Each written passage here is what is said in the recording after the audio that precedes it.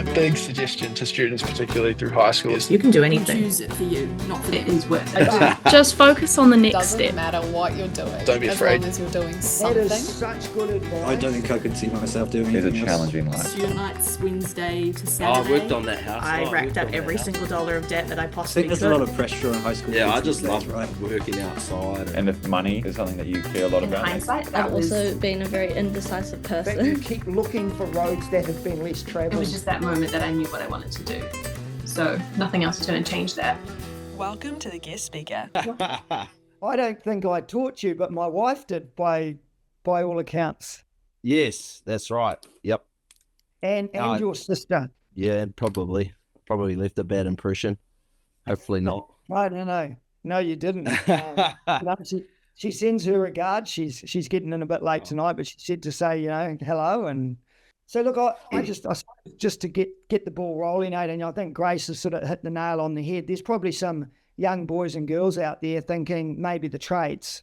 What I'm trying to probably get rid of is it's sort of maybe seen as a B option, like a disappointment. And I think that needs to be changed, because I'm starting to see real top-end kids going that way. They're not seeing it as, I'm not going to uni, so I've failed, I'm going to trade. So one, I want to talk to you about that and the way to change the image of trades.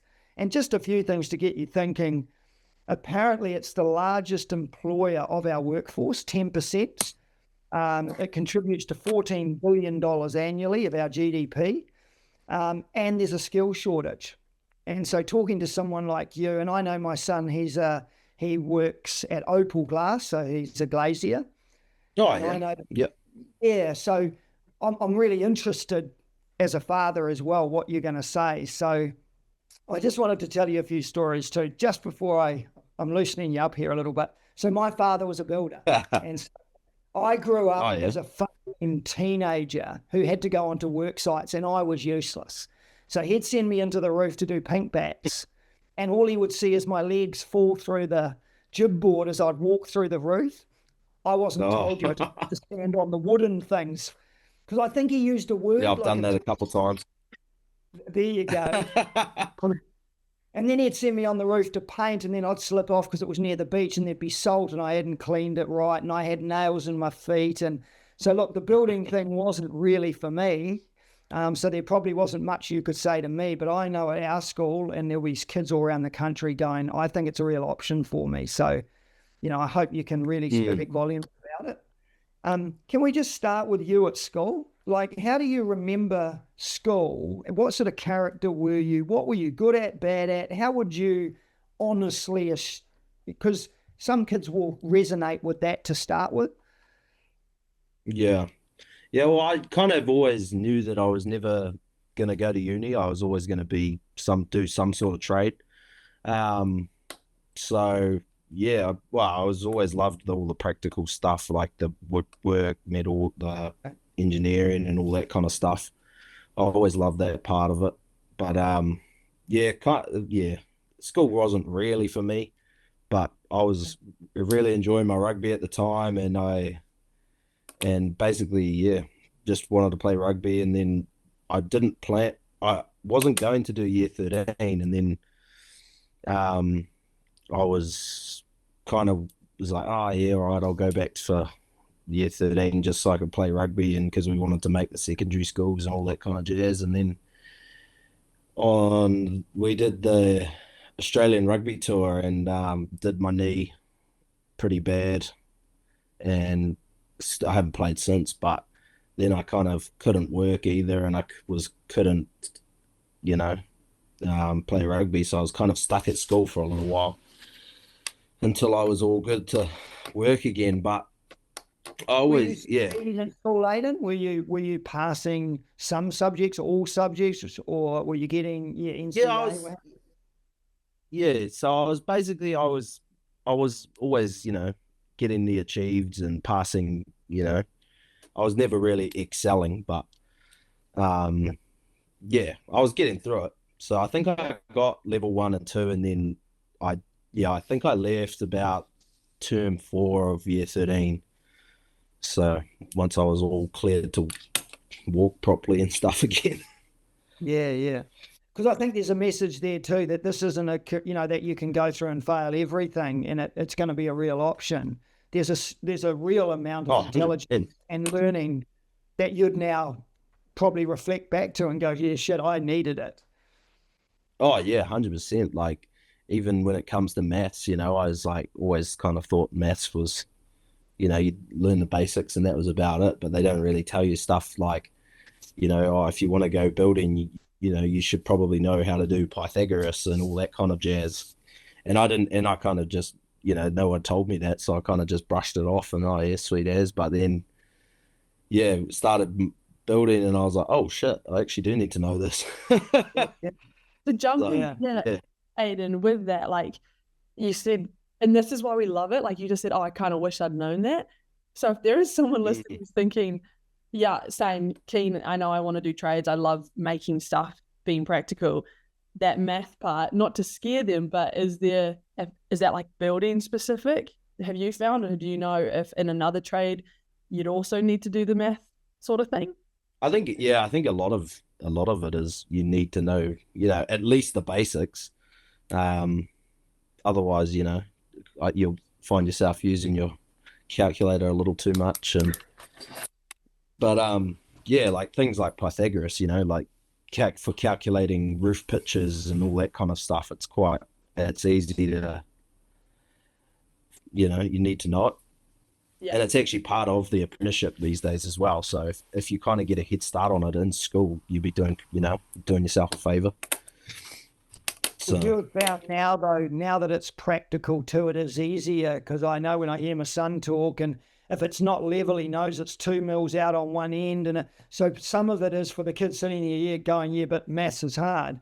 It's quite ironic that once you're actually in the workplace and trying to work it out, it does make more sense. Yeah, you kind of pick it up a bit easier because, when you're looking at something and you have to work out, the center of something or divide up your floor joists or something like that, it kind of, when you're looking at it, it's a lot easier to understand rather than in a classroom, I'd say, I suppose.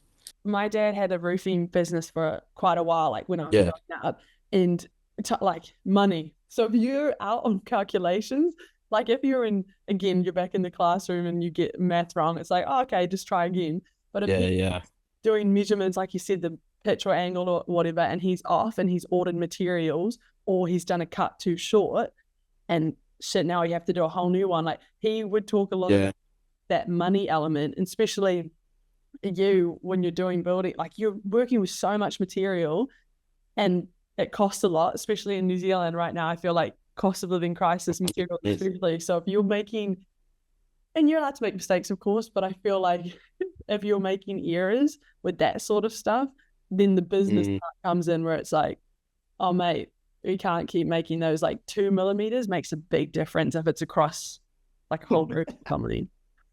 Yeah. Or even like calculating, like I was just popped into my head, like calculating like volume and stuff for concrete, like if you get that wrong and you order, X amount and it comes in a truck and you run out and it's not enough, then there's also a small load fee that, the concrete plant charges you to only send a little bit. Yeah, so that's never good when that happens, but you usually try and order more than you like tag on 10% or whatever to your concrete order. But yeah, just knowing all that, there's so much to it, like with maths and all that kind of stuff. So yeah. So cool. I think you've sort of touched, Aidan. We often ask kids to or adults, talk about how they started that decision. Your decision had been probably quite apparent to you throughout your schooling that there was going to be a trade. I suppose my question would be, why building? And then how did you secure the apprenticeship for young kids sitting there going, I want to be a builder, but how the hell do I start? So why building, and how did you find the apprenticeship? Yeah, so I discovered building because, well, my dad, he's a panel beater, and I was like, oh, maybe I want to work with cars. And then I just did like some summer jobs and holiday jobs. I did one with a mechanic, with a landscaper, and then I did scaffolding as well for a summer as well. And I Can I just kind of stop you just there, like, Aidan? And can I stop you there? And I'm sorry, I'm not allowed to interrupt. Grace tells me off. Yeah, I do.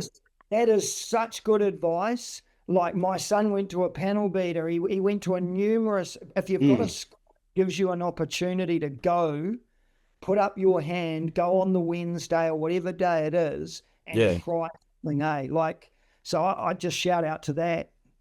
Yeah.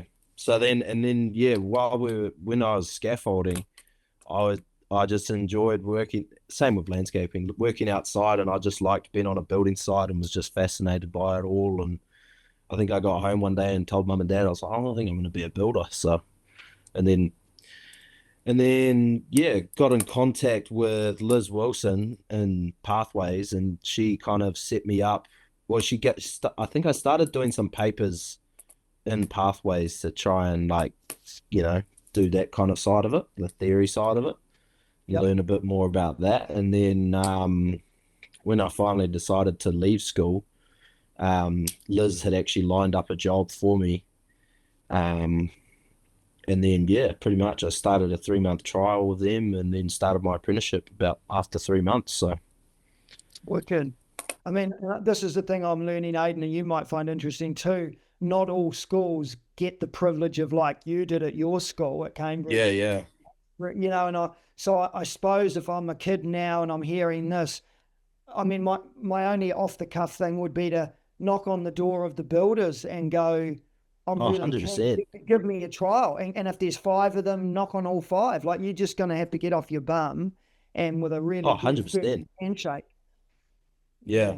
Like a mate of mine was telling me, he used to be a concrete layer, but his dad lost his job and all that kind of jazz, and he literally just parked outside the concrete where the concrete trucks fill up and that, and then followed a truck to one of the sites and was like, do you guys need a hand? I know how to lay concrete. And so sometimes it's just about putting yourself out there. And if you don't have that privilege of So the apprenticeship, Aidan, how does it work? What can kids expect from it? Yeah, and how did you find it, and hints and suggestions you'd have for it? Yeah, so my apprenticeship took longer than expected because of COVID, which was annoying. So I didn't get. So you get site visits from the BCITO every 3 months, and you have theories and practicals, and the only person that can sign off your practicals is the boss. So you'll be like, you'll know that your assessor's coming this week, and I used to sit down with my boss and go, okay, so I want to sign off concrete and trusses and framing.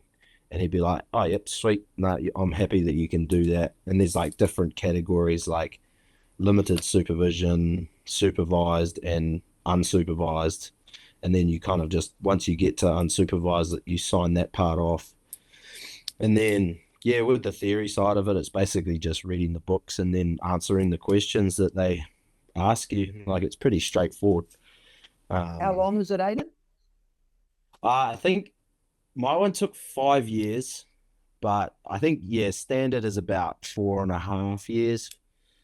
I remember when I first started, I think minimum wage was only like $16-17, and then when I got put up to 20, I was like, oh, because it was like, I was so stoked. But it's also with your apprenticeship, you are earning money as well as learning at the same time. So, which is the great point, I suppose, when we're challenging tertiary study and saying we need to consider this. You are earning money. So my daughter's at uni getting in debt. My son's earning money, 20K in the bank.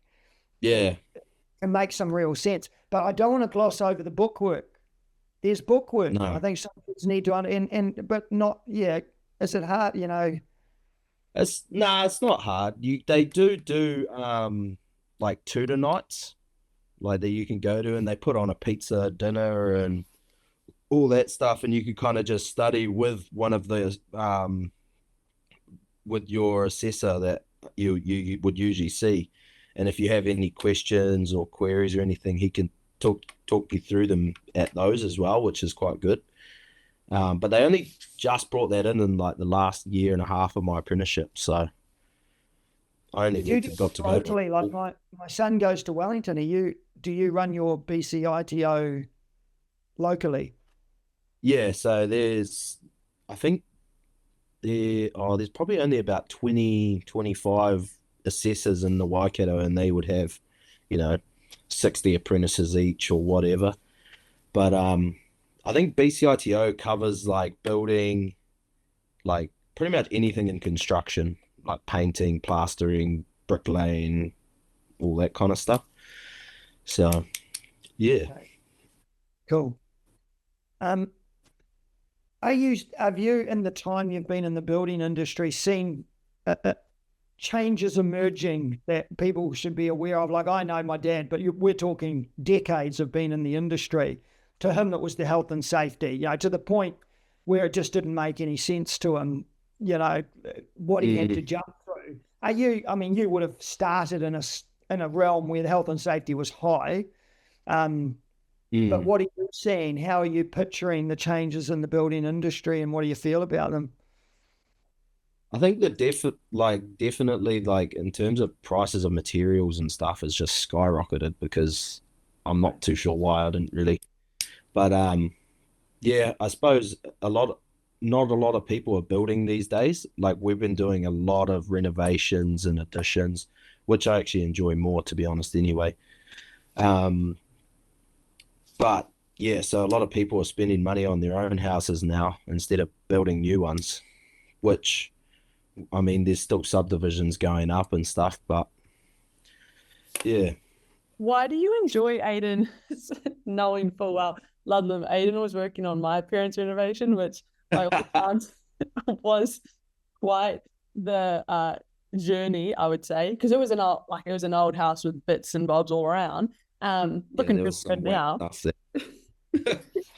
But you said you prefer, or you actually quite like the renos and the add-ons as opposed to a new build. Why is that? I just think you have to think a bit more and problem solve. Like, there's a lot, like when we were doing your parents' house, we pulled, and you don't really know what it's going to be like until you pull it all apart and be like, oh, that's no good. Like I remember in the kitchen, there was like a beam, and it was spanning about 6 meters, and it was just sitting on a little nog at the other end. And I was just surprised that the roof hadn't fallen down. I do remember hearing that Aidan was working on the site on the house, which was really cool, because I was thinking, I'm pretty sure he's been to some parties at that house back in the day. Yeah, I have. Yeah. Yeah. I think it was your 18th. I was there. Yeah. Dressed up as, I think it was a dress up party. Yeah, probably a couple others as well. I do remember driving around town and Dad's like, oh, I put the roof on that one. Oh, I put the roof on that. Yeah, 100%. Yeah. Are you I like do that now? Well, yeah, you drive around. Yeah, I'm like, I worked on that house. I worked on that house. With that though too, I think, I've obviously mentioned you got a personality, which is awesome. Do you, when you're doing the renos or working with people, even in the apprenticeship capacity, the owner of the house turns up, they want to chat, how much do you think being able to have social skills has factored in, if at all? I'm not sure. Oh, 100%. Some of the boys at work give me a bit of stick, because I have my normal voice and then my client voice. So the client will come out and I'm, good morning, how are you? It's just like, and then I'll go back to yelling at them. So, but yeah, 100%. And mostly with renos, I mean, besides your parents, most of the renos, the clients are still living there as well. So, we'll kind of just block off the part that we're working on and then, carry on. So they are there a lot of the time, but I don't like being watched by them. We get clients that'll just stand there and watch you, and it's just, I don't like it. I wouldn't like that either. You're not a goldfish, but I can see why they can't. But I suppose, they spend a lot of money on this house and they're paying you a lot of money to be there, and they want to make, but then they ask you all these questions. Well, why have you done that like that? Why have you done that? So Your What parents sort were of- really good. So. What sort of agencies do you answer to, Aidan's? Because I suppose you've just raised an issue there of people watch you. You can't just suddenly whack things up and off you go. Who is there? Only one group, an inspector, or who are you sort of making sure you abide by and you do things right? Yeah, so we have council inspections through the Waipa Council, and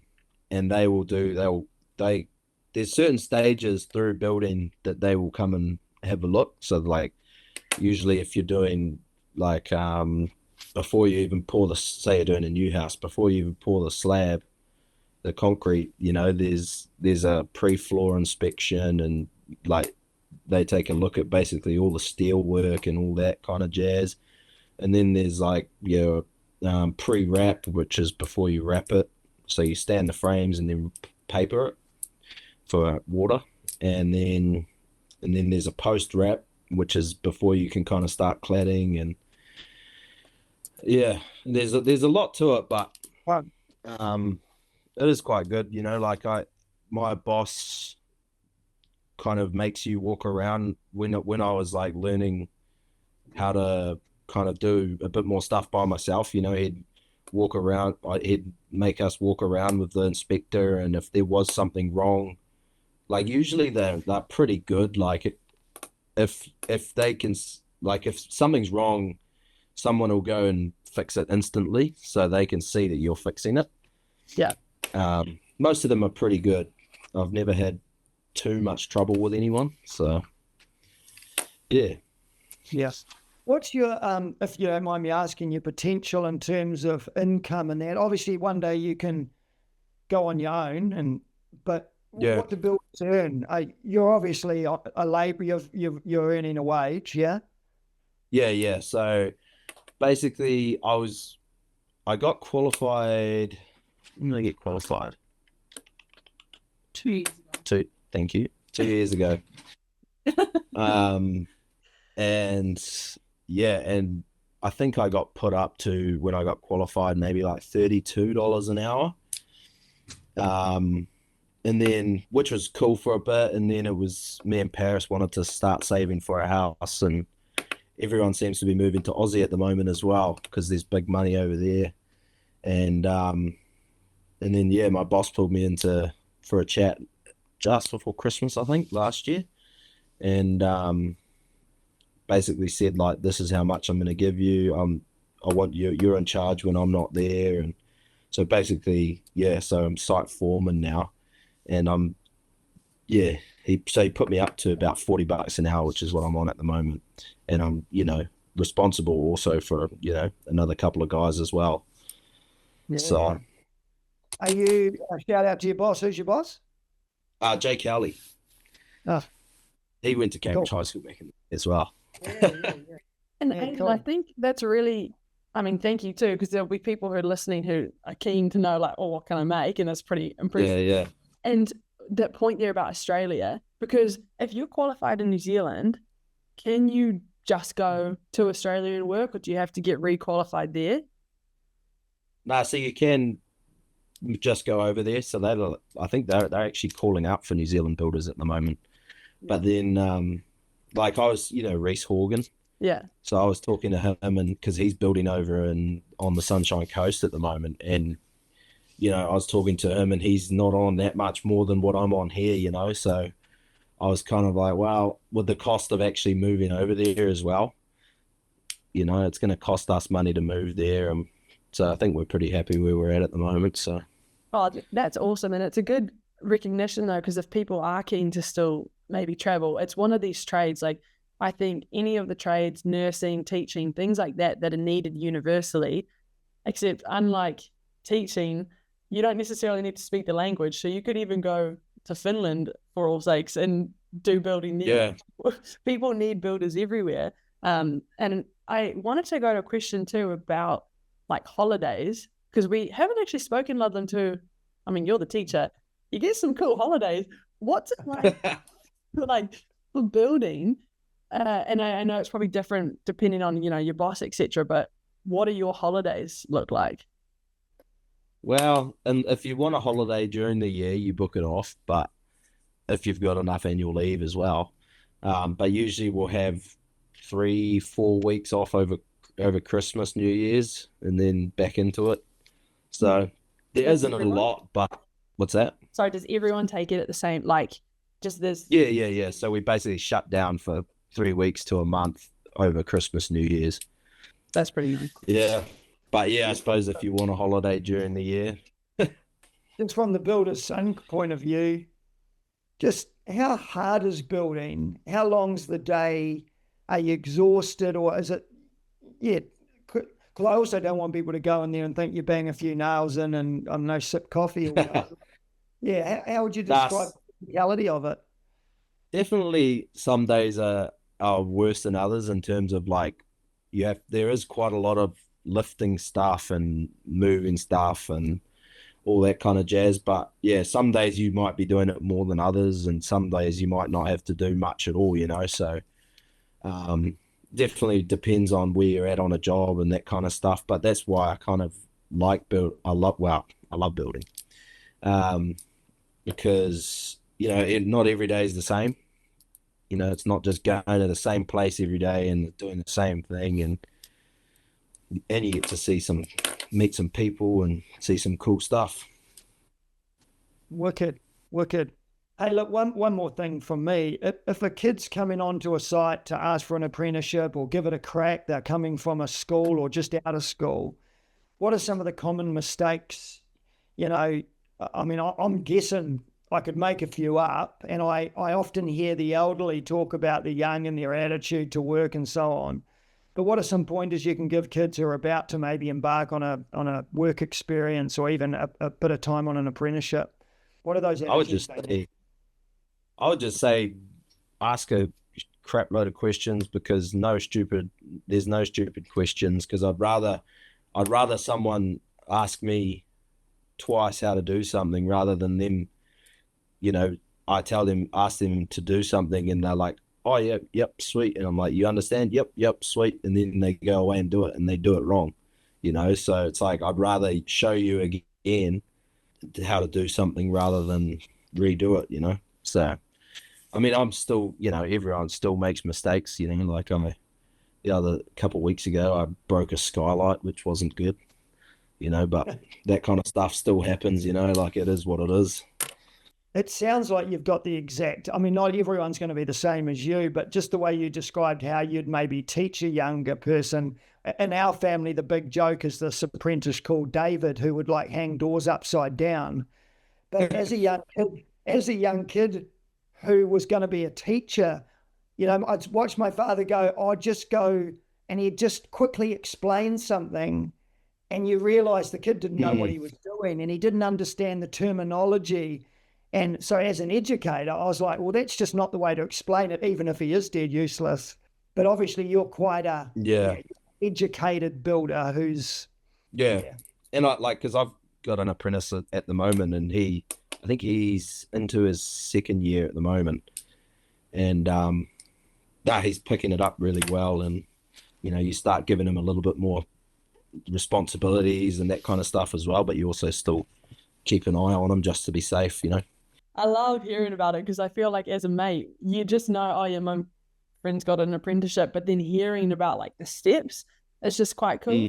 In terms of though, and again, not to like boast your ego, because I think we're doing that, but is it quite quick that you've gone from, if you finish your apprenticeship 2 years ago, to being like a site foreman now? Is that like a bit of an accelerated path, or is that normal? I feel like that's quite a bit of responsibility already. Yeah, I definitely did get chucked in the deep end a little bit, but I've been loving it so much more. Like ever since I got qualified, I've been loving it so much more, because I quite enjoy the responsibility and making sure, looking at and, making sure everyone else is doing what they're doing and organizing subcontractors and all that kind of stuff. I quite enjoy doing that kind of stuff. So, yeah. And I'm also actually looking at doing, BCITO does now, they released it last year, I think, and it's a level 5 business management course. And Oh, what Paris? What was it called? I'm not sure, but it was to do with more logistical side of building. Yeah. Basically, how to like run a business how to run a also. business and manage a bunch of guys and that kind of stuff. More the technical Yeah. side of background stuff, that you should know if you were to go out on your own or something like that. Yeah, so that's like, I think that's about a year, and it's just mainly book work, and there might be like an assessment at the end. I need to do a bit more research on it, but You did I really excel. want to do that. Other people which normally. Oh, thanks. Yes, you did. It's not common for a 25-year-old to be a site foreman, is it really? Thank you, Paris. That's what I was asking. I feel like I know. It was kind of, I was listening, I was like, just answer my question. Oh, okay. Righto. Yeah, can I say, Aidan, and that was my father's biggest regret in the industry. Some of his best apprentices either never wanted to have their own business and manage, or unfortunately were incredibly clever with their hands in their building, but weren't clever enough. And so can I say, shout out that one year, and I'd be saying, go for it. Like, because that was his thing. He wanted these guys to, he didn't bring them up to work for him. He brought them up so they could do what he had done and loved to do. And the other thing I'm hearing from you, though, that word love's come up, and enjoy, and it just sounds you love your job, which is absolutely wicked. Yeah, I just love working outside and using my noggin. Cool. Well done. Do that course. Yeah, do that course. Yeah. Too, I think even as you said at the beginning, like talking about the concrete load, where you're like, oh, there's a small load. Things that just went over my head a bit. I think that is a huge difference there, because there's some people in any industry, right, where they join and they're like, I'm actually kind of good just to do. Like, I just want to be stuck in and be part of it. But you feel like you've got that itch of, now I want to know more. You see yourself taking those steps. Yeah, well, you see what, like my parents and like even my boss, like they've worked hard their whole lives, and they've got, nice houses and all that kind of stuff. And I just want that for myself one day, so it doesn't stop. Yeah. Oh, and then then we have a sign-off question, but in terms of apprentices, so I was going to ask, backstory. When I was rowing, I remember coaches loved when they got new people who had never been coached by someone else, because they could teach them from fresh and like teach them their ways. Whereas if you got a rower who'd been coached somewhere else, they're like, oh, they do this weird thing at the cat. Like, they've got habits. Whereas when you have an apprentice who started with you and you can like foundationally teach them, you'll kind of work the same. So I guess, do you ever get new workers, or would an apprentice ever swap teams or something? And I guess, how do you deal with people that don't work the same way you work?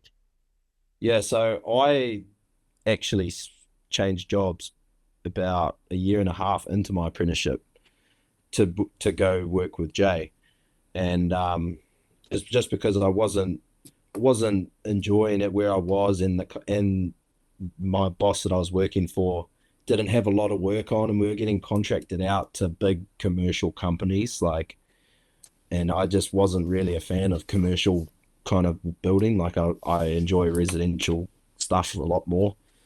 And then and then went to Jay, but it definitely is better when you start to finish, like, it's definitely worth seeing it out. But I didn't like the commercial side of it. Like, our apprentice at the moment, he came to us, completely green, and I just think he'll be he could even be a better builder one day because of it, because he's walked onto a site and had the same kind of teaching all the way through. But you don't have to be someone, Aidan, who's played with a hammer as a child and built things, and dad's done this. You can literally be someone at school who just suddenly someday thinks, man, I could be a builder. Yeah, it's possible. Yeah, that's what everyone says to me, because dad's a panel beater. Oh, you didn't want to be a panel beater? Nah. I don't like working in a workshop all day. I like being outside and all that kind of stuff. So yeah. Yes. Aidan, are there many like females? I know traditionally it's a male dominated industry. Are you seeing more females involved or what's that like? I haven't seen too many in building, but not to say that they couldn't do it, but definitely a lot of like electricians and plumbers. I've seen quite a few girls in over the years, but yeah, no one's gonna say no to a girl that, you know, wants to learn and is keen as, you know, so definitely.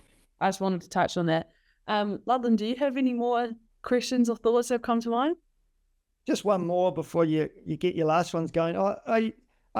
What are your interpretations of the other trades, Aidan? Do you hate sparkies? Do you think the plumbers are useless? Are you all at each other, or is it quite a cool environment? Oh, it is quite cool at times. Sometimes it can be hard, you know, if we do something and then they need to run a wire or run a pipe and we've already jibbed it, you know, like it's like it definitely has to be kind of a communication between kind of those big three, especially because otherwise, you know, that can be devastatingly bad if, you know, the plumber, you've poured a concrete floor and the plumber needs to put a pipe in or something like that, you know, it can be, you definitely need to have that communication between all those three at least.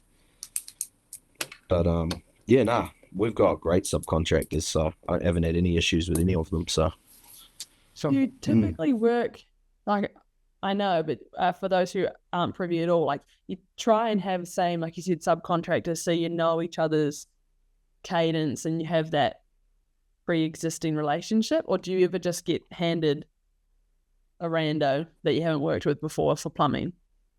Yeah, so Jay kind of has that group that he will, you know, like the plumbers and sparkies and painters that we always use.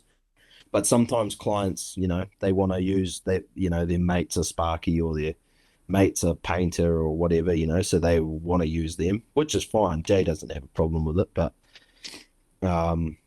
it is definitely, you know, like we've in the past, you know, oh, my mate's a sparky, he's going to come and do it. Oh, okay. And then he came and it was just like, oh my goodness, he just didn't know what he was doing. So, you know, he was trying to drill through a structural beam for a light and we're like, bro, you can't do that. Our subbies are really good. Awesome. Aidan, is there anything, and before our actual sign off, but, you know, Ludlam and I try and put ourselves in the brain of someone who's keen to do what you're doing or whatever.